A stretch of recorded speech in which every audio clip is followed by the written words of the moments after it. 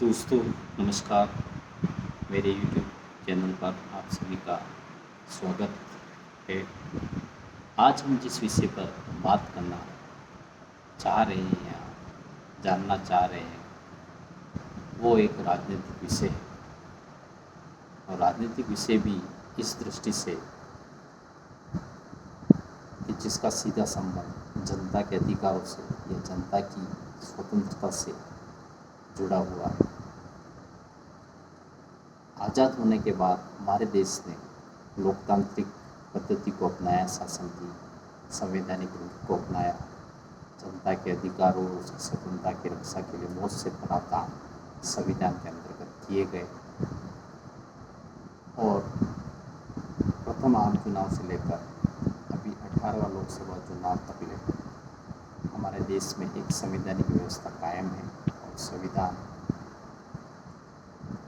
अपने हिसाब से लोकतांत्रिक व्यवस्था को बनाए रखा हुआ है। लेकिन हम आज का दिन 25 जून जो कि एक विशेष दिन है भारतीय लोकतांत्रिक व्यवस्था के लिए, भारतीय की राजनीतिक व्यवस्था के लिए या जनता के अधिकारों और स्वतंत्रता के दृष्टिकोण से देखा जाए तो आज के दिन पूर्व प्रधानमंत्री श्रीमती इंदिरा गांधी, जिन्हें आयरन लेडी के नाम से भी जाना जाता है, देश पर एक आपातकाल आरोपित किया था या आपातकाल की व्यवस्था की गई थी। आपातकाल की व्यवस्था का मतलब सत्ता के द्वारा सभी अधिकार एक जगह केंद्रित कर देने या सत्ता को एक जगह केंद्रीकृत कर देना। और सत्ता को एक जगह केंद्रीकृत कर देने का मतलब होता है कि जो सरकार है वही सभी डिसीजन लेगी या किसी भी संवैधानिक संस्थाओं को या संवैधानिक चीज़ों को निर्मूल साबित कर दिया जाएगा या उनके भी अधिकार सरकार के अंतर्गत समा जाएंगे। इसमें जो सबसे महत्वपूर्ण बात थी वो थी जनता के अधिकारों या जनता की स्वतंत्रता में कटौती। तो इस प्रकार का जो आपातकाल देश के ऊपर थोपा गया था उसके आज 50 साल हो चुके हैं और 50वां साल लग चुका है। तो हम सभी देशवासियों की ये जिम्मेदारी बनती है कि हम इस चीज़ का आकलन या इस चीज़ का मूल्यांकन समय समय पर करते रहें ताकि आगे आने वाले समय में इस प्रकार की स्थिति पुनः स्थापित देश के सामने नहीं हो सके।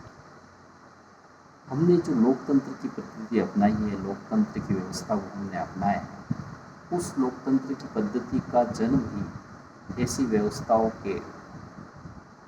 व्यवस्था की कमियों के फलस्वरूप हुआ है जिन व्यवस्थाओं में जनता को अपने शासन के प्रति अंकुश रखने का अधिकार नहीं था। वे निरंकुश होकर शासन व्यवस्था करती थी और निरंकुश होकर जो शासन व्यवस्था की जाती है उसमें बहुत सी चीज़ें जनता के अनुकूल नहीं होती है या बहुत कुछ जनता के अनुकूलता का ही नहीं चाहती। लेकिन लोकतंत्र ऐसी व्यवस्था है जो शासन को अपने अनुकूल बनाए रखता है। लेकिन हम अगर पारदर्शी दृष्टि से देखें तो लोकतांत्रिक शासन व्यवस्था के अंतर्गत भी सभी तरह की व्यवस्थाएं पाई जाती है। सभी तरह की व्यवस्थाएं तानाशाही हो सकती है, राजशाही हो सकती है, अराजकता हो सकती है या किसी भी प्रकार का शासन उसके अंदर समाहित हो सकता है।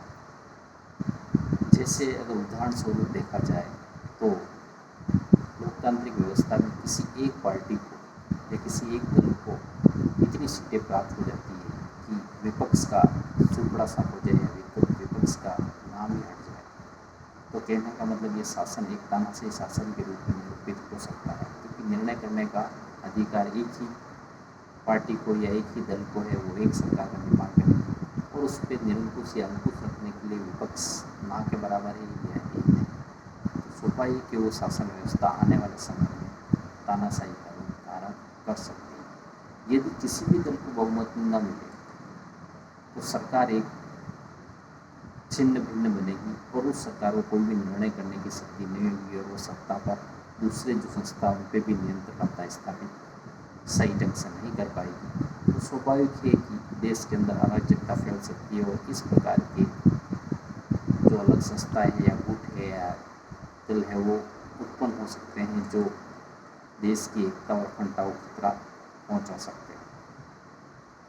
इन सब की बातों में सार यही है कि जनता को अगर लोकतांत्रिक शासन को अपने अनुकूल बनाए रखना है या लोकतांत्रिक व्यवस्था को लंबे समय तक चलाए रखना है या जो पहले इनमें कमियां दिखी हुई उसमें बार बार सुधार करना है, तो जनता को सतर्क रहना होगा, जागरूक रहना होगा, सहयोगात्मक रूप से लोकतंत्र में अपना योगदान समय समय पर देते रहना होगा। तभी लोकतांत्रिक संस्थाएं कायम रह सकती है और जनता के अधिकार और स्वतंत्रता सुनिश्चित रह सकती है। जय हिंद, जय भारत।